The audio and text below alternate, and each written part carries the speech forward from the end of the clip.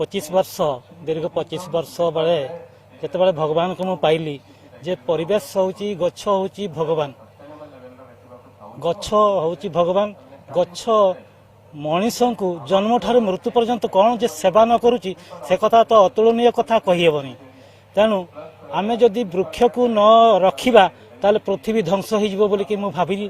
तेणु आज की 40 वर्ष है विभिन्न जगार गछ लगा होची जंगल रे एवं विभिन्न जगार VSS गठन करिछि एवं एई शिमिलीपाल रे निया न लागिबो एवं शिकार न होबो विभिन्न गाँ गंडा प्रचार भी करा कराई। बहुत कथा आगे विभिन्न जिते समस्या आसला लोकों सागरे गाँ जंगल सुरक्षा करने अनेक लोक कुराड़ी बाड़ी धरिकी आसिले जे ये बहुत प्रकार कथा कहूँ जिते आत्मा कथा मु कहूँ तुम शरीर भितर जी अच्छी पृथ्वी की तुम जदि ध्वंस कर निजक ध्वंस हो बोली कि चिंता करुन। यही कथा मु समस्त को बुझेली गोटे कथा बुझेली जे ए भगवान होची आत्मा ए वृक्ष लता जीवजंतु जेते अछंती पृथ्वी सृष्टि भगवान सृष्टि करचंती तांकु ही आमे सेवा करवा से भगवान आम मान को पठेची ए मंच को ए पृथ्वी की। तेणु ए पृथ्वी रे आमे माने समस्ते एक हेई ए जीवजंतु को जीव को रक्षा करवा मुख्य दायित्व होची आम मनुष्य जीवन।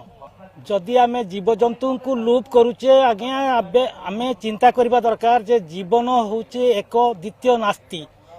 जिमतिका पृथ्वी रे सूर्य एवं चंद्र एवं ए पृथ्वी रे स्त्री एवं पुरुष जन्म नौचंती संसार गढ़ुचंती।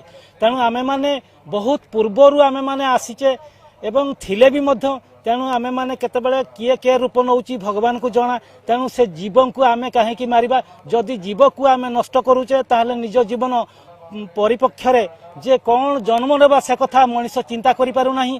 तेणु आमे माने एठी सूचई दउचे लोक मान को जे जीव को कतेबेले भी हिंसा करिवो नाही शिकार करिवो नाही गच्छ को वृक्षलता को काटिबो नाही ए जीव को केतेबेले भी खराब कथा कहबोनी सत्य रे चलिबो बोली कि ए प्रतिश्रुति लोक मान को बुझाई दिया होची।